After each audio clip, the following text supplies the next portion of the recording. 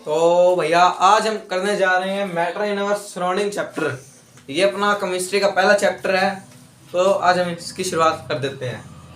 Matter in our surrounding मतलब इस chapter के जो नाम है उससे क्लियर हो रहा है कि जो हमारे आसपास मैटर है ये उसकी बात की जा रही है इस चैप्टर के अंदर।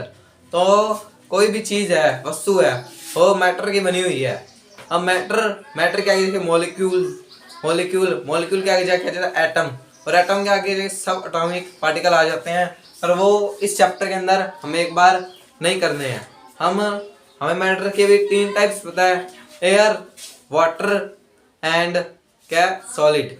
Air, water and solid. अब हमें ये पता है मैटर के अंदर ये होते हैं। और जो मतलब पुराने साइंस जो इंडियन फिलोसफर्स हैं उन्होंने मैटर को 5 तत्वों में, इसमें 5 तत्वों में बताया है।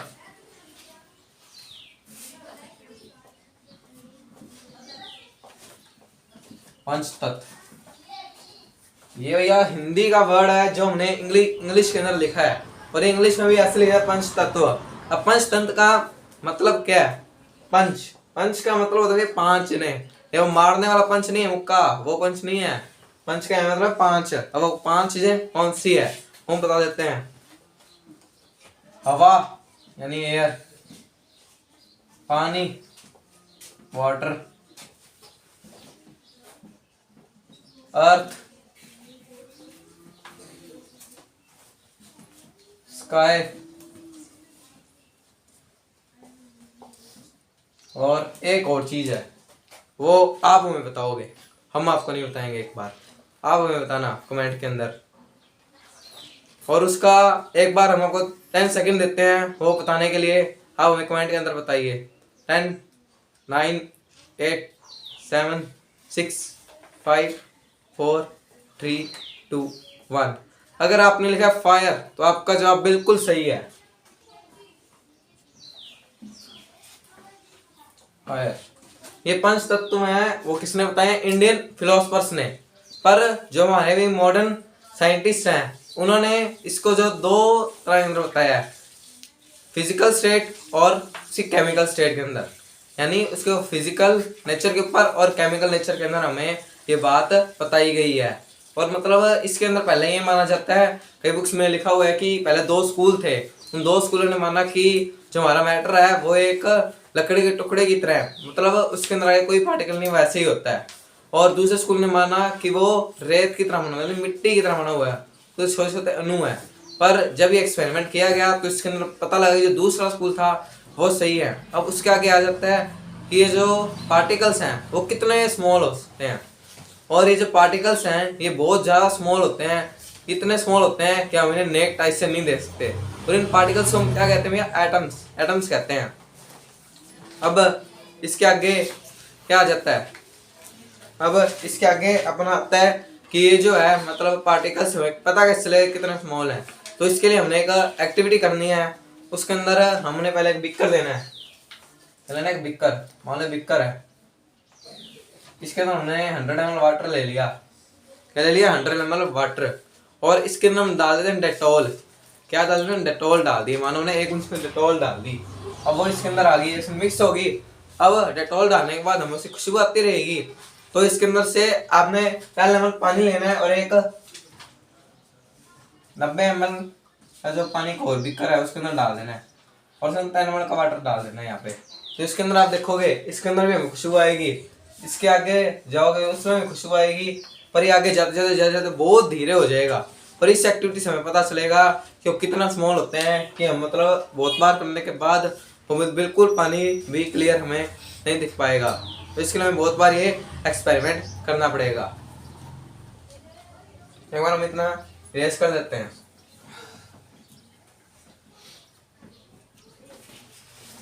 अब इसके बाद हमने क्या इस एक्टिविटी के अंदर, अब इस एक्टिविटी के अंदर हमें क्या पता लगता है कि जो पार्टिकल्स हैं वो मूव कर रहे हैं। ये मतलब जो पार्टिकल्स हैं वो मूव कर रहे हैं, और वो पार्टिकल्स मूव कर रहे हैं तो वो कैसे मूव कर रहे हैं? अब जो अपना होता है वाटर यानी लिक्विड स्टेट है, अब उसके अंदर जो पार्टिकल्स हैं वो भी मूव कर रहे हैं। पर जैसे हमें वो मूव कर रहे हैं, उनकी मूवमेंट को हम क्या कहते हैं? काइनेटिक एनर्जी कहते हैं, काइनेटिक एनर्जी कहते हैं।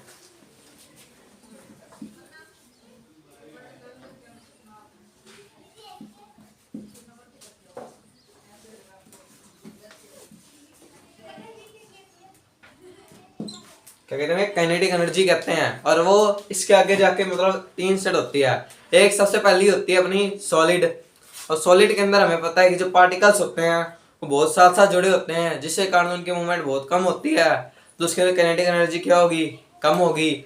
उसके बाद आ जाता है लिक्विड। अब उसके अंदर उससे ज़्यादा स्पेस होती है सॉलिड से, तो उसके अंदर जो पार्टिकल्स हैं उसके अंदर उससे ज़्यादा होगी, यानी सॉलिड से ज़्यादा होगी। उसके बाद आ जाता है गैस, जो है तीसरी स्टेट है। अब उसके अंदर वो भी मतलब उसके अंदर पार्टिकल्स बहुत ज़्यादा दूर दूर होते हैं, उसमें सबसे ज़्यादा तेज होती है ये काइनेटिक एनर्जी, इसे कह सकते हैं। और इसके आगे हम इसे ऐसे लिखेंगे, पहले आती है गैस, कहती है गैस। गैस किससे ज़्यादा बड़ी है, लिक्विड से। लिक्विड सॉलिड आ जाता है। अब लिक्विड किससे बड़ा, सॉलिड से। हमें ये 3 स्टेट पता होती है, गैस, लिक्विड और सॉलिड। अब इसके आगे इसके 2 और है, बोस आइंस्टाइन, और एक और है उसको हम प्लाज्मा कहते हैं। अब उससे आगे इसकी बहुत सारे टाइप्स हैं जो की हुई है, पर हमें एक बार ये 5 बताई हुई है, और इसके आगे 2 में एक बार अभी नहीं करनी है। इतना बता दिया गैस, लिक्विड और सॉलिड। अब इन तीनों के अंदर अब जो सॉलिड होता है, क्या होता है सॉलिड, अब उसके अंदर इतनी ज़्यादा कंप्रेसिबिलिटी नहीं होती, मतलब हम ज़्यादा कंप्रेस नहीं कर सकते। अब जैसे मार्कर है, मैं ज़्यादा कंप्रेस नहीं कर सकता, पर जो वाटर है मैं उसे कंप्रेस कर सकता हूँ।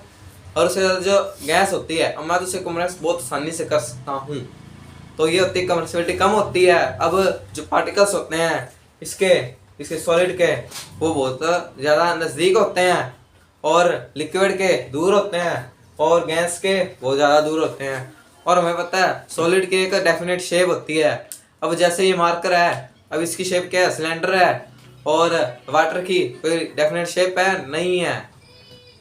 सॉलिड की होती है भैया वॉल्यूम, डेफिनेट वॉल्यूम होती है, इसकी डेफिनेट वॉल्यूम होती है, वो डेफिनेट शेप नहीं होती है, लिक्विड की नहीं होती है। तो गैस की तो दोनों ही नहीं होती है, यानी होती दोनों ही नहीं होती। और जब ना सॉलिड होता है वो रिजिड होता है। अभी रिजिड क्यों होता है, क्योंकि वो मजबूत है। अब मैं इससे ऐसे तोड़ना चाहूँ तो टूट जाएगा, बाद में जुड़ेगा नहीं।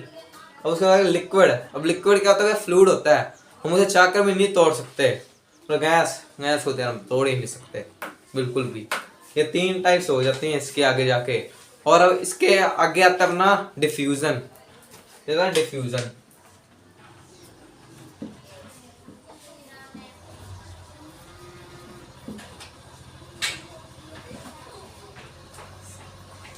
अब इसके आगे मैंने कहा डिफ्यूजन टॉपिक है। अब डिफ्यूजन, और अब ये जो अपना डिफ्यूजन टॉपिक है, इसके अंदर हमें अब क्या बताया गया है। अब जो इंटरमिक्सिंग होती है कोई भी 2 मैटर की, या भी कोई भी मतलब जो इसकी टाइप होती है मैटर की, उनकी जब इंटरमिक्सिंग जो अपने अंदर कर सकते हैं, उससे भैया हम कहते हैं डिफ्यूजन। क्या कहते हैं, डिफ्यूजन कहते हैं। अब उसके आगे आ जाते हैं अपना कौन सा टॉपिक। अब उसके आगे जाके मतलब हमें इतना पता लग गया है ये डिफ्यूजन है। अब इसके आगे हमें और भी अब आगे आता है टेम्परेचर, मतलब मेल्टिंग पॉइंट, कहते हैं मेल्टिंग पॉइंट। पर उससे पहले भी कई और टॉपिक हम उनकी बात कर देते हैं। अब सबसे पहले आता है भैया, क्या होता है, सॉलिड होता है। तो सॉलिड, अब सॉलिड के नाम क्या लेते हैं, आइस ले लेते हैं। आइस के तो सॉलिड होता है। अब सॉलिड किसके अंदर मेल्ट हो जाता है, आइस के अंदर मेल्ट होता है। आइस आगे जाके वेपोरेट करके गैस के अंदर चेंज हो जाती है। अब इन तीनों के अंदर एक साइकिल चलती है, हम लिख लेते हैं, एक बार इतना रेस करते हैं।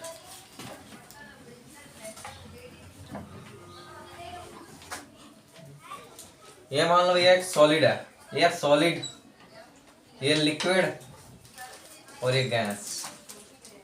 अब हम मान लो सॉलिड को सीधा गैस के अंदर चेंज कर दें, तब आप बोलोगे यार सॉलिड को हम गैस में कैसे चेंज कर सकते हैं, ये तो आप सब तो गलत कह रहे हैं। नहीं, ये बात गलत है। हम सॉलिड को गैस में चेंज कर सकते हैं। जो अपना कपूर होता है जब उसका जलाते हैं वो सीधा गैस के अंदर चेंज हो जाता है। अपना जो ओडोनिल होता है वो भी गैस से सीधा सॉलिड के अंदर चेंज हो जाता है, यानी सॉलिड से गैस के अंदर चेंज होता है। वो कहते हैं हम सब्लिमेशन कहते हैं, उसको कहते हैं सब्लिमेशन।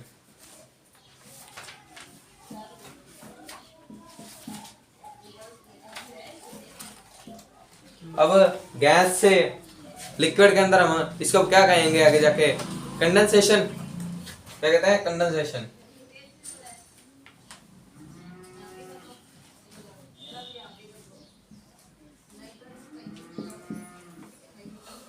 अब लिक्विड से हम गैस को चेंज कर दें तो हम उसे अब क्या बोलेंगे, इवेपोरेशन।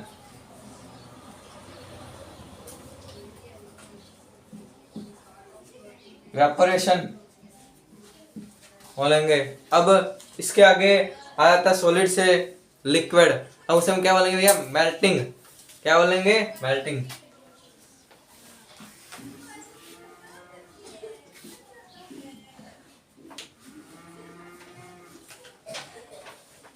एक मिनट रुको, देखते हैं कुछ। अब ये जो अपना है मेल्टिंग, वैसे मेल्टिंग कह सकते हैं, पर अब इसे हम और कुछ कहते हैं इंग्लिश के अंदर। अब उसे हम क्या कहते हैं, उसे हम कहते हैं सॉलिडिफिकेशन। पर आप मेल्टिंग लिख दोगे पर वो भी गलत नहीं होएगा, पर हम इसे सॉलिडिफिकेशन लिखते हैं। क्या लिखते हैं, सॉलिडिफिकेशन।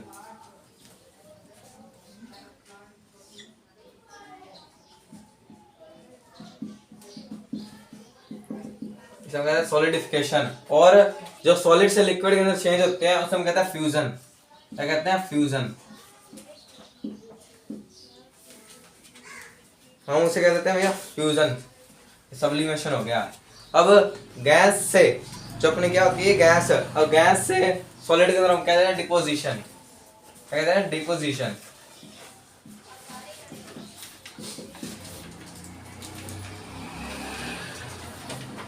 और डिपोजिशन हम इसको अब क्या देते हैं। अब ये जो हमें एक्टिविटी परफॉर्म करनी है, ये सॉलिड से हम गैस में कोई किसी चीज को कैसे चेंज करेंगे, तो उसके लिए आपको कपूर ले लेना है किसी भी, मतलब जैसे चाइना डिश में ले लेना। आप चाइना डिश के अंदर लेकर अब आप उसे हीट करोगे तो वो उसको सीधा गैस के अंदर चेंज हो जाएगी, और उसे हम कपूर कह देते हैं, और वो गैस सीधा चेंज हो गई। अब उसके आगे मतलब आपको ये भी परफॉर्म नहीं आ रहा है तो आप ओडोनिल भी ले सकते हैं। अब ओडोनिल तो आपको डे टू डे देखोगे तो छोटा होएगा, छोटा होएगा, और आखिर खत्म हो जाता है ओडोनिल, और वो सीधा गैस के अंदर चेंज हो जाता है। अब इतना हमें पता है। अब इवेपोरेशन, अब हमारी बात आती है इवेपोरेशन के बारे में। अब इवेपोरेशन हम रोज देखते हैं अपने लाइफ के अंदर। इवेपोरेट होता है पानी रोज हमारे, जब मतलब हम गैस के अंदर चाय बनाते हैं तब भी पानी इवेपोरेट होता है। और सूरज की रोशनी से, यानी सूरज की किरणों से जब पानी को गर्म रखती है कहीं पर पड़े हुए, तब भी इवेपोरेशन होती है, तब भी इवेपोरेशन होती है। पर ऐसे कौन से फैक्टर हैं जिससे ये जो है अपने ये इवेपोरेशन बढ़ सकती है और घट सकती है, तो उनके इसके 4 टॉपिक होते हैं, पर उसके बारे में एक बार बात कर लेते हैं।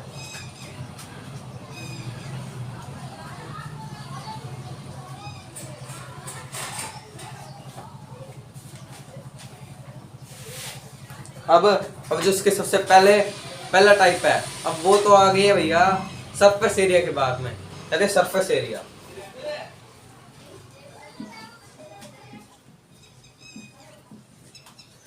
सरफेस एरिया, अब जब अपना सरफेस एरिया होता है, अब इससे इवेपोरेशन कैसे इंक्रीज हो सकती है। अब एक आप मतलब बहुत लंबी सारी जगह खेत है, उसके अंदर हमने वाला पानी छोड़ दिया तो वो थोड़ी देर के अंदर अपने इवेपोरेट होके ऊपर चला जाएगा। पर यही अगर हम पानी एक घड़े के अंदर रख देते हैं, बाल्टी के अंदर रख देते हैं बहुत सारा पानी, तो इससे इवेपोरेट होने में बहुत टाइम लगता है। इसके कारण जो सरफेस एरिया है, अगर मान लो हमने सरफेस एरिया इंक्रीज कर दिया तो इवेपोरेशन जल्दी होगी। और अगर हमारा सरफेस एरिया कम है तो उसके कारण जो अपना ये है इवेपोरेशन वो क्या होगी, कम हो जाती है। ये होता है। अब दूसरी आ जाती है अपनी ह्यूमिडिटी। क्या कहते हैं, ह्यूमिडिटी।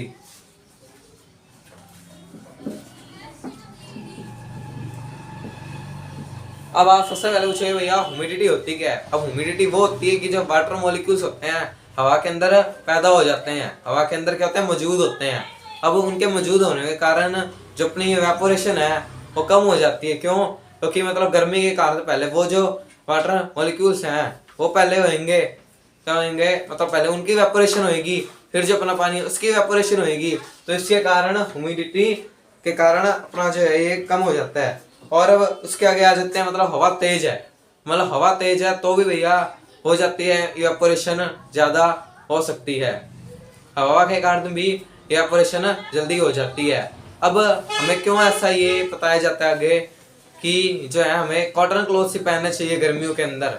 और जो अपना गिलास होता है पानी से भरा ठंडे पानी का, तो उसके अंदर ये वाटर की ड्रॉपलेट्स होती हैं वो कैसे आ जाती हैं। तो हम पहले एक बार इतना ही रेस करेंगे, उसके बाद बताते हैं।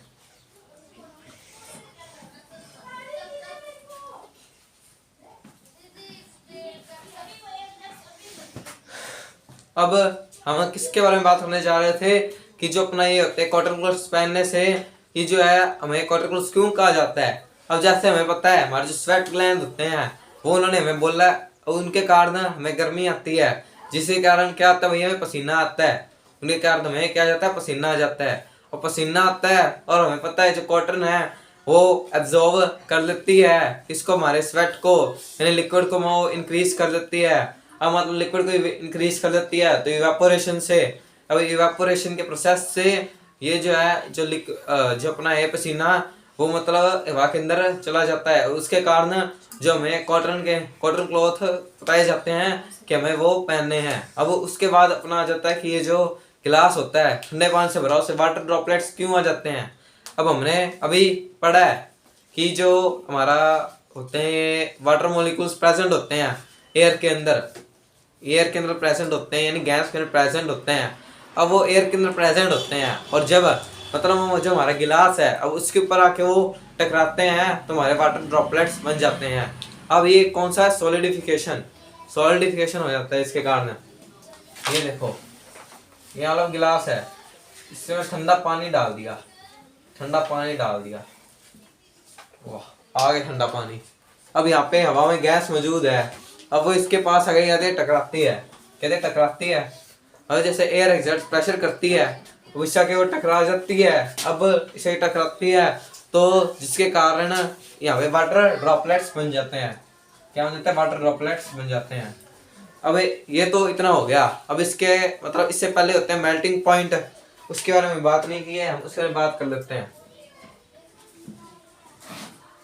मेल्टिंग पॉइंट,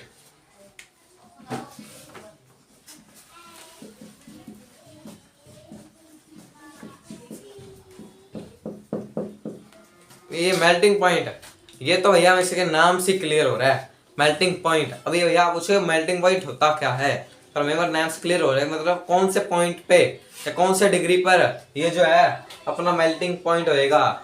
अब हमें पता है ये जो सॉलिड यानी आइस के अंदर आइस कब मेल्ट होती है, आइस मेल्ट होती है 0 डिग्री सेल्सियस पर। कितने बार, 0 डिग्री सेल्सियस पर, 0 डिग्री सेल्सियस पर केल्विन में आप करना चाहो तो 273 डिग्री केल्विन, के अंदर 273 डिग्री हो जाती है मेल्टिंग पॉइंट के अंदर। तो मेल्टिंग पॉइंट ये होता है अपना आइस का, मतलब इसको हम इंग्लिश में लिखना चाहें तो कुछ ऐसे लिखेंगे, at a temperature which a solid और gas change its state on an atmospheric pressure, this is known as melting point at atmospheric pressure. पर हम लिख देते हैं इस बात को।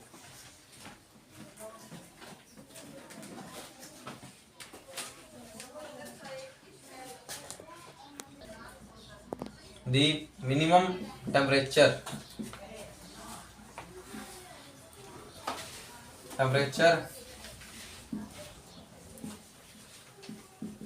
at which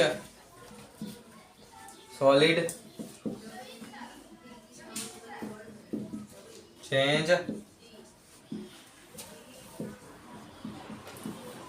its state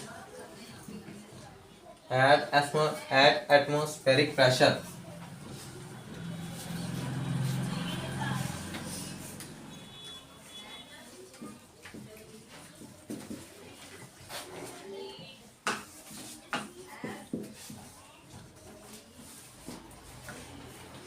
अब हम इसको क्या जाता है, मेल्टिंग पॉइंट। अब इतना होता है ये मेल्टिंग पॉइंट। एक बार मैं साइड हो जाता हूँ, आप अब इस बात को एक बार लिख लेना।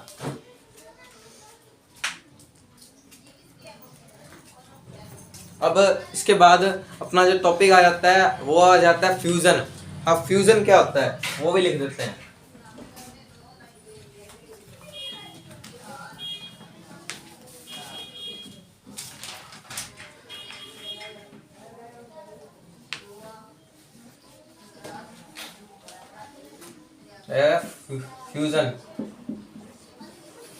फ्यूजन वो स्टेट होती है, ये भी मेल्टिंग पॉइंट के साथ के अंदर ही होती है। इसके अंदर ही आ जाती है कि मतलब जब जो एक सॉलिड स्टेट है वो लिक्विड स्टेट में बदल जाती है तो हम उसको फ्यूजन कह देते हैं। अब उसके बाद आ जाते हैं लेटेंट हीट ऑफ फ्यूजन। अब लेटेंट हीट ऑफ फ्यूजन क्या होती है? लेटेंट हीट ऑफ फ्यूजन, ये एग्जाम में बहुत question, latent heat of fusion क्या होती है? अब लेटेंट हीट ऑफ फ्यूजन वो होती है जब कोई भी सॉलिड 1 किलोग्राम के अंदर जब एटमॉस्फेरिक प्रेशर के अंदर और कोई भी और प्रेशर उसके ऊपर ना लग रहा हो, रिएपरेशन के कारण वो अपना जो है अपनी स्टेट चेंज कर ले, तो हम उसको कह देते हैं लेटेंट हीट ऑफ फ्यूजन। तो बस आज की वीडियो में तो एक बार इतना ही था, बाकी अगर और कोई इसका होएगा तो भी हमको बता देंगे।